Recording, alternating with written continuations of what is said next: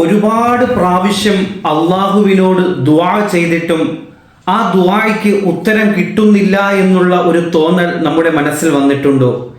എങ്കിൽ ദുആയ്ക്ക് ഉത്തരം ലഭിക്കാത്ത 3 വിഭാഗം ആളുകളെ അള്ളാഹുവിൻ്റെ പ്രവാചകർ പഠിപ്പിച്ചു തരികയാണ്. അതിൽ ഒന്നാമത്തെ വിഭാഗം ആളുകൾ മനസ്സിൽ അസൂയ വെച്ചുകൊണ്ട് നടക്കുന്നവരായ ആളുകളാണ്.